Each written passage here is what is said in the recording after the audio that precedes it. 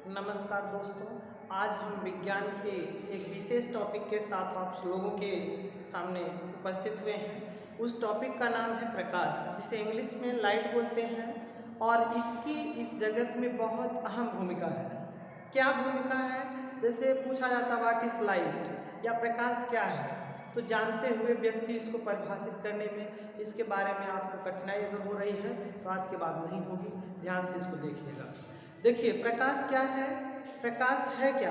सूर्य का प्रकाश तो सभी ने देखा है कि सूर्य के प्रकाश में यदि किसी वस्तु को रख दिया जाता है तो कुछ समय के पश्चात उस वस्तु के तापमान में वृद्धि हो जाती है। अर्थात वृद्धि, तापमान में वृद्धि होने का मतलब है वह एक प्रकार की ऊर्जा है। तो एक सेंटेंस क्लियर हो गया, प्रकाश एक प्रकार की ऊर्जा है। ठीक, दूसरा बताने जा रहे हैं कि प्रकाश के अनुपस्थिति में, जैसे किसी व्यक्ति का नेत्र सही है, सामने बहुत सारी वस्तुएं रखी गई हैं, लेकिन अगर प्रकाश उपस्थित नहीं है वहाँ पर तो हम उन वस्तुओं को देख नहीं सकते। अगर दृष्टि दोष है तो भी नहीं देख सकते, वस्तु नहीं है तो क्या देखेंगे। लेकिन वस्तु और दृष्टि दोनों ठीक होने पर और आमने सामने एकदम होने पर अगर प्रकाश नहीं है तो भी हमें वस्तुएं दिखाई नहीं देती। तो दूसरा सेंटेंस बनता है कि प्रकाश हमें वस्तुओं को देखने में सहायता करता है, अर्थात प्रकाश हमारे दृष्टि ज्ञान को जागृत भी करता है। ध्यान दीजिए, तो अब पूरा सेंटेंस मिला लेंगे और फिर आगे एक चीज़ और समझ लेंगे कि प्रकाश क्या करता है। वस्तु और नेत्र, नेत्र से वस्तुओं को देखा जाता है जिसका प्रतिबिंब हमारे मानव मस्तिष्क में बनता है रेटिने पर। अब ये वस्तु का प्रतिबिंब कैसे बनता है ये इसको हम लोग आगे समझेंगे, लेकिन यहाँ एक बात तो समझ में आ रही है, वस्तु और नेत्र के बीच में अगर प्रकाश अनुपस्थित है तो हम कह सकते हैं कि in absence of light we can never see any object. प्रकाश के अनुपस्थिति में हम किसी वस्तु को देख नहीं सकते, एकदम कंफर्म कहा जा सकता है। तो एक लाइन और भी निकल के आती है कि ये वस्तु और नेत्र के बीच से कार्य करता है, इसलिए इसको एक प्रकार का माध्यम भी कहा जाता है। प्रकाश एक माध्यम है जो जिनके द्वारा हम किसी वस्तु को देखते हैं। अब सभी सेंटेंस को एक साथ जोड़ लीजिए। प्रकाश एक प्रकार की ऊर्जा है जो हमारे दृष्टि ज्ञान को जागृत करती है, जो हमारे वस्तुओं को देखने में सहायता करती है और एक माध्यम का भी कार्य करती है। अब प्रकाश के उत्सर्जन के आधार पर वस्तुएं दो प्रकार की होती है मित्रों, एक प्रदीप्त वस्तु होती है, एक अदीप्त। देखिएगा, प्रदीप्त और अदीप्त। प्रकाश एक प्रकार की ऊर्जा है जो हमारे दृष्टि ज्ञान को जागृत करती है। वस्तुओं के प्रकाश के उत्सर्जन के आधार पर वस्तुओं को दो भागों में बांटा गया है। एक कौन सी वस्तु होगी? वस्तुओं को उत्सर्जन के आधार पर प्रकाश के उत्सर्जन के आधार पर वर्गीकरण। ध्यान से देखिएगा, एक तो हो जाएगा आपका ऐसी वस्तुएं आएंगी जिनसे प्रकाश निकलता है, यानी प्रकाश का उत्सर्जन करती हैं। दूसरी वे सारी वस्तुएं होंगी जो प्रकाश का उत्सर्जन तो नहीं करती हैं लेकिन प्रकाश की उपस्थिति में दिखाई देती हैं। तो जो प्रकाश का उत्सर्जन करती है उनको प्रदीप्त वस्तु बोलते हैं, ल्यूमिनस ऑब्जेक्ट इंग्लिश में, और इसको प्रदीप्त वस्तु हो गया। और दूसरा है अदीप्त, इसको ल्यूमिनस, इसको नॉन ल्यूमिनस बोलते हैं। यानी वे प्रदीप्त वस्तुएं कौन सी हो गई? वे वस्तुएं जो स्वतः प्रकाश का उत्सर्जन करती हैं, प्रदीप्त हैं, और वे वस्तुएं जो प्रकाश का उत्सर्जन नहीं करती लेकिन प्रकाश की उपस्थिति में ही दिखाई देती हैं, वो सारी अदीप्त वस्तुएं हो जाएंगी। अब प्रदीप्त वस्तुओं का कुछ एग्जाम्पल देखिए। सूर्य से प्रकाश निकलता है तो कन्फर्म हो गया कि सूर्य एक प्रदीप्त वस्तु हो गया। और चंद्रमा भी हमको लगता है कि चंद्रमा से भी प्रकाश निकलता है। नहीं, यह गलत बात है, चंद्रमा से प्रकाश नहीं निकलता है बल्कि चंद्रमा किसी दूसरे के प्रकाश से प्रकाशित होता है। तो इस बात को ध्यान रखिएगा, चंद्रमा एक प्राकृतिक उपग्रह है जिसका खुद का प्रकाश नहीं होता है, वह दूसरे के प्रकाश से चमकता है, इसलिए चंद्रमा एक अदीप्त वस्तु की श्रेणी में होगा। प्रदीप्त और अदीप्त, जिनसे प्रकाश निकले सब प्रदीप्त है। आपका सूर्य हो गया, लैंप हो गया, मोमबत्ती हो गया, जहाँ जहाँ से प्रकाश निकल रहा है। लेकिन जिससे नहीं निकल रहा है, हम आप क्या हैं? हम आप भी अदीप्त वस्तु हैं। टेबल, कुर्सी, मेज, फैन, ईंट, मकान, पेड़ पौधे सब क्या है? अदीप्त है। इनको कैसे देखा जाता है? किसी प्रदीप्त वस्तु की सहायता से। तो ध्यान दीजिएगा, प्रकाश के उत्सर्जन के आधार पर वस्तुओं को दो प्रकार से बताया गया। अब समझने की बात यह है और चंद्रमा में मैंने बता दिया कि चंद्रमा एक ऐसा उपग्रह है जो अदीप्त वस्तु की श्रेणी में आता है। अब ये प्रकाश जो होता है, प्रकाश की किरणें जो होती हैं, प्रकाश की किरणें देखिएगा वो 3 प्रकार की कौन कौन सी होती हैं? किरणें 3 प्रकार की होती हैं। अब वो 3 प्रकार की कौन कौन सी होती हैं?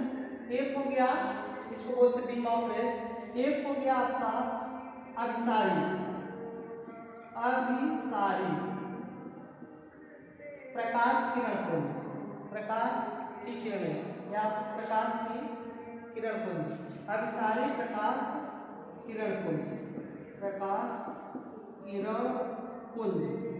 देखिए दूसरा होगा अपसारी, इसको इंग्लिश में बोलते हैं convergent beam of rays, convergent beam of rays. देखिए इसकी इंग्लिश लिखेंगे तो लिखेंगे कन्वर्जेंट बीम ऑफ रेज।